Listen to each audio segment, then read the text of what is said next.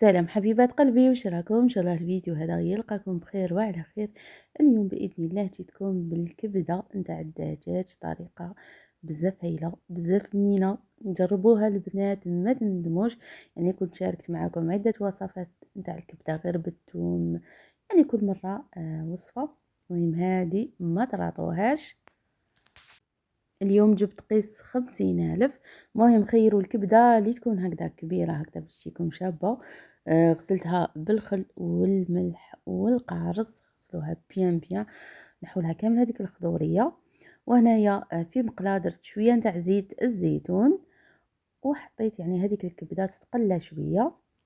شوفوا البنات فيها غير واحد زوج ولا ثلاثة برك قلوبة، ماشي حاجة باسكو خيرتها كما يقولوا باليد. المهم راكو تشوفوا قليتها شويه. هنا راح نحيها، تاخذ لكم هكذا تشويحه يعني نص طياب برك. الكبده نتاع الدجاج بزاف مغذيه وفيها بزاف فيتامينات ومعادن. انا راح نقطعها، قطعوها بشكل طولي. انا نحاول ديما ندخلها في الوجبات نتاعنا، لو كان مره في السمانه ولا مره في 15 يوم، باسكو فيها بزاف قيمه غذائيه كبيره. ودايما نحاول ننوع في الوصفات نتاعي فيها. مهم هنا في نفس المقلاة نزيد شويه نتاع زيت الزيتون، وعندي حبه نتاع البصل اللي كنت قطعتها هكذا رقيقه. درت حبه هكذا متوسطه، نقليها شويه على نار متوسطه. من بعد راح نضيف الثوم عندي هنايا زوج سنينات نتاع الثوم، يعني السنات يكونوا ملاح. تقدروا تشروا حتى 40,000 30,000. مهم القيمة الغذائية اللي فيها كبيرة بزاف، والبنة تاعها تاني هايلة. المهم تنظفوها بيان. هنايا نعاود نرجعها باش تزيد تتقلى شوية برك مع هذيك يعني البصل وكلش، ونزيد لها التوابل قبل ما نمرقها وتكمل يعني الطياب نتاعها.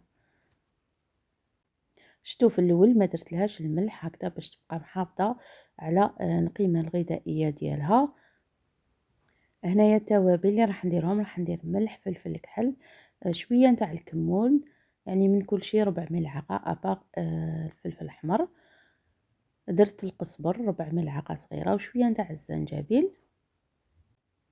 والكمون، وشويه نتاع العكري. انا درت الحلو، والناس اللي تحب الحار تقدر دير الحار، انا على جال وليدي ما نديرش.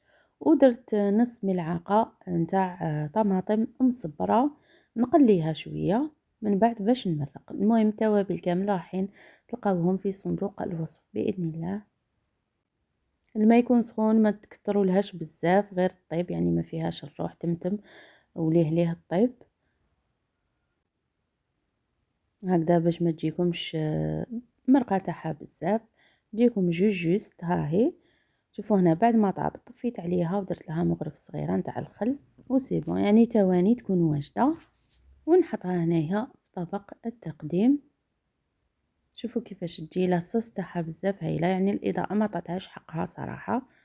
تحبوا تقدموها يعني بشويه نتاع لا بيوري ولا مع لي فريت سلطه.